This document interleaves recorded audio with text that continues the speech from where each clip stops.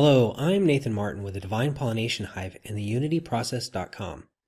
In today's video, I'm going to be discussing rights versus privileges.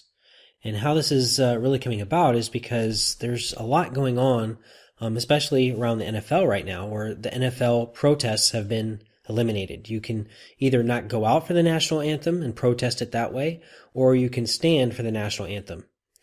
And so a lot of the argument has been, well, it's a private corporation. They can, they're the employer. They're putting out a product. And the NFL and these teams especially own their rights. They own the rights to these players. And because they own the rights to their players, it's a privilege to play for them. Not everybody gets to play in the NFL. And so if they want to, do stuff on their own time, that's fine. But there's certain standards that it means to be an employee of an NFL team. And protesting the national anthem is not one of them. But then there's some players that say, oh, well, that's violating my right. That's violating my right to free speech. So that's what we're going to examine, rights versus privileges. If this is something that interests you, stay tuned.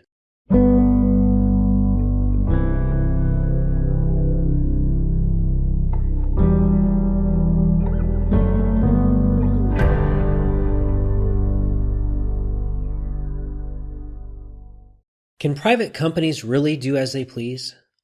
There is an argument, such as when Facebook, YouTube, or Google censors people, that since it is a private company, they can do whatever they want because it is not a right but a privilege to use their services. Our right to free speech is not covered when dealing with a company, who can operate their property as they see fit as long as they are not discriminating in their hiring practices or inciting violence against others. This could also extend over to the bakery and the Christian bakers who didn't want to bake wedding cakes for gay couples. That is really a free market decision that they get to make, but the government and the leftists in this case say, well, that's not allowed. But when it comes to taking a knee and bowing for the NFL protests, or when it comes to censorship, well, it is allowed. But, this is a different subject. This is psychologically, why do they do this? Well, that's because of compartmentalization, but we're not really going to go deeper into that. But if you really want to study more on that, you can look up compartmentalization. Now, in my discussion here, I'm going to be using terms often. I'm going to repeat a little bit so that you can really start to get an understanding of what's going on. So if it sounds like I'm being a little bit repetitive, that's intentional. So please bear with me. Rights denote the ownership of property. Either your rights are owned by you, or your rights are owned by another. If you're fighting to keep your rights, you never really had them in the first place. They were external to you, and were instead privileges granted to you by an external entity who owned your rights. Privileges can be revoked and withdrawn, and are based on receiving permission from the one who owns the rights, and the title to the rights can be transferred from one party to another, and in many cases, rights can be forfeited away when they are left unclaimed, as most people alive today have already done with their own rights. Do you own your rights? Or does a government, a religion, a culture, or some other individual or group own your rights? See, it's not just about the government, a king, a slave master, a religion, a culture, individuals or groups. They can all own your rights too, because it really is about what you believe. It has to do with your thoughts. So it isn't just about a piece of paper that says we own your rights. It's really your own belief and your agreement to that belief and your agreement to this collective illusion or this collective delusion, so to speak. If you are negotiating rights, you never had them to begin with. Rights are either held by an external party, such as a master, religion, culture, state, or tribe, and privileges granted from identifying with them, or your rights are within you, stemming from your internal connection to your Creator, which are inalienable. The Bill of Rights did not grant our rights. They were a list that identified them, so that we could see who held the rights, the people, and not the state.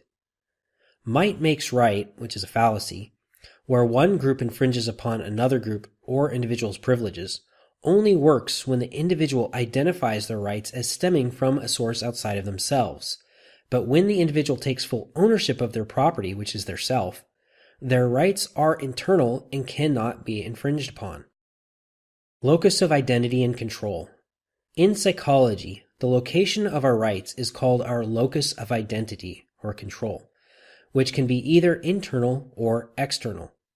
This has to do with which place is cause and which is effect? Is the inside cause and the external effect, or is the outside cause and the internal effect? A sovereign individual has an internal identity, and all rights come from within. But a subject has an external identity, and if they rebel or leave their group, they lose all of the privileges that came from identifying and being property of that group, until which time they submit and return. Rather than rebelling against the state or group for their handling of our privileges, a transfer of title is necessary, which transfers ownership of the property to the being inhabiting the vessel from the external party's current custody. For example, the Second Amendment in the Bill of Rights does not grant us a right to firearms, as the Second Amendment would be a privilege if it did, but it is merely expressing inherent right to self-defense, which is found within all individuals and creatures within nature, whether they choose to exercise it or not. The government cannot grant us rights, but must respect and be held accountable when it disrespects our inherent and natural rights. In the initial spirit of the U.S. Constitution and the Bill of Rights, which clarified and amended the Constitution, the U.S. government was only meant to be an institution which upheld and protected our inherent rights and served the people in ways that respected their authority. However, it has been replaced by a corporation that currently owns our rights, like all of the other monarchies and tyrannies of the world. If you'd like for more proof, you can see a modern-day birth certificate which lists the current liens taken out against the property by the U.S. corporation. This is because you are an asset. You are an asset of the U.S. corporation. You are property. You are owned by them.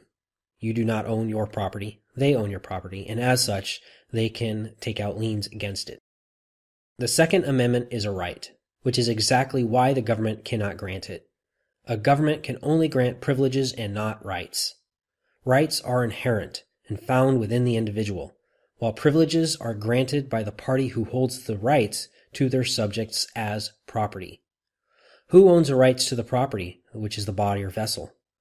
The one who owns the rights to the property is the only one who can take away the privileges to the property. The Bill of Rights detailed that it was the people who own their property rights to their body and vessel, and not the government. And it was the government's responsibility to serve the people and protect their rights from all enemies, foreign and domestic. In this way, elected officials in the U.S. government are meant to be followers, and the people are their leaders. Elected officials are only meant to be in service to their constituents and not leading them. You keep hearing in the media and stuff that they are our elected leaders. They're not our elected leaders. They're meant to be our elected followers. We are the leaders. We lead through being a sovereign being and through owning our property. And then they are granted privileges so that they can then go do our will. But right now it is reversed. But it is a mindset reverse. But it is also reversed because of the U.S. government became the U.S. corporation, and the U.S. corporation took over the rights to the people without them really understanding what happened. So why are the athletes bowing anyway? Bowing is the act of lowering the torso and head as a social gesture in direction to another person or symbol. It is most prominent in Asian cultures, but it is also typical of nobility and aristocracy in many countries and distinctively in Europe. It is also used in religious contexts as a form of worship or veneration. You're bowing in obedience. You're bowing in submission. You're bowing from respect. See, respect, the leader is the one who gets bowed to. So the leader has the gift, they have the rights, and then the subjects or the people who have the privileges, they respect the one with a gift. That means that it should be the government bowing to the people, but right now the people bow to the government. But in the case of these athletes and their bowing, why are they actually getting on a knee and bowing? They're not bowing to the flag. They're bowing to the people that they're saying that there's a problem with America. There is actually, but not what they think it is. What they think it is very simple-minded. What they think it is, a race war, but they're just getting, race baited. They're getting sucked into a Hegelian-style dialectic where they're getting tricked into an argument that never really was there in the first place. It was talked about in the 90s that this was going to happen, that they were going to start a race war. Well, in order to start a race war, you have to start creating tensions. And that's just identity politics. You have a lot of things happening with Marxism, cultural Marxism, and identity politics that really weren't there. But so who are they really bowing to? They're bowing to these people that they want to take over as their masters, as their sovereign leaders. They don't think they're sovereign. They think they have, quote, rights, but they only have privileges, and they're bowing in obedience and obeisance to some kind of a master. Might athletes be subjects bowing to their real owners and masters? There is a responsibility that comes from self-government. It behooves us to remember that men can never escape being governed. Either they must govern themselves or they must submit to being governed by others. If from lawlessness or fickleness, from folly or self-indulgence, they refuse to govern themselves, then most assuredly in the end they will have to be governed from the outside. They can prevent the need of government from without only by showing that they possess the power of government from within. A sovereign cannot make excuses for his failures. A sovereign must accept the responsibility for the exercise of the power that inheres in him, and where, as is true in a republic, the people are sovereign, then the people must show a sober understanding and a sane and steadfast purpose if they are to preserve that orderly liberty upon which, as a foundation, every republic must rest. And that was from Teddy Roosevelt at the Jamestown Exposition, April 26, 1907. Are you worthy of self-government? You cannot give self-government to anybody. He has got to earn it for himself. You can give him the chance to obtain self-government, but he himself, out of his own heart, must do the governing. He must govern himself. That is what it means. That is what self-government means. There must be control. There must be mastery. Somewhere, and if there is no self-control and self-mastery, the control and the mastery will ultimately be imposed from without. Teddy Roosevelt, April 15th, 1911.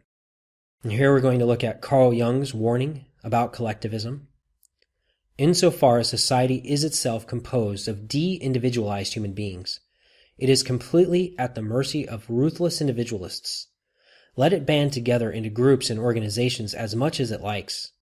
It is just this banding together and the resultant extinction of the individual personality that makes it succumb so readily to a dictator. A million zeros joined together do not, unfortunately, add up to one. Ultimately, everything depends on the quality of the individual, but our fatally short-sighted age thinks only in terms of large numbers and mass organizations, though one would think that the world had seen more than enough of what a well-disciplined mob can do in the hand of a single madman.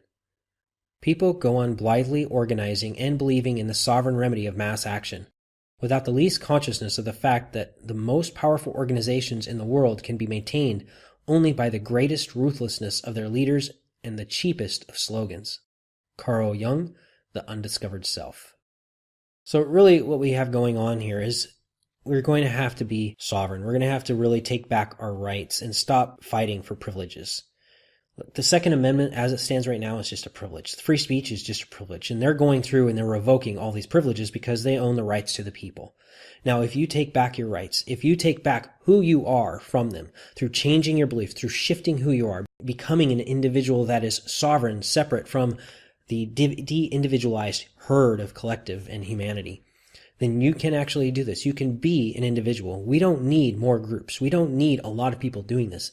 We need one person here, one person there, people who are starting to take up responsibility to self-govern. And when they do that, they will inspire in others self-government. It is imperative that we do this through becoming unique, individuated souls, sovereign individuals. This is how we are going to get out of it, by becoming responsible. We will have our rights back. We will transfer the title from the government, from this corporation, back to ourselves. We will take ownership of our property. We will claim our vessel. Our vessel will no longer be lost at sea and without a captain, where finders, keepers, losers, weepers. You will have rights to your body, and as you have rights to your property, then it cannot be taken away from you. The government can't take away from you. Might makes right can't do it. There is no way to take away your rights which reside squarely within you. Only privileges can be disbanded. Only privileges can be revoked. Remember that. The following are definitions of the language that pertains to today's discussion. They were sourced from Black's Law Dictionary, 2nd edition, 1910.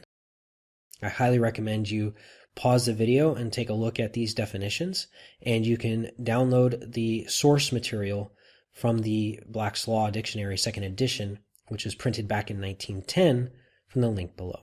Enjoy.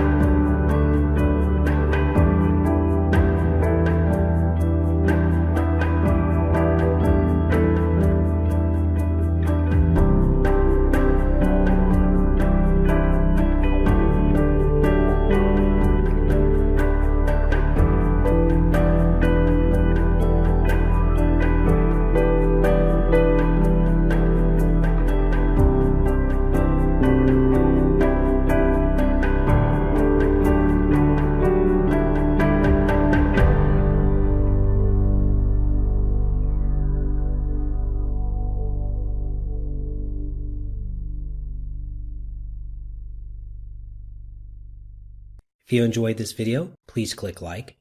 If you'd like to stay up to date with our videos, please subscribe. If you would like to be notified via email whenever we release a video, please click the bell next to subscribe. If you have any comments or questions and would like to dialogue about this topic, please leave them below.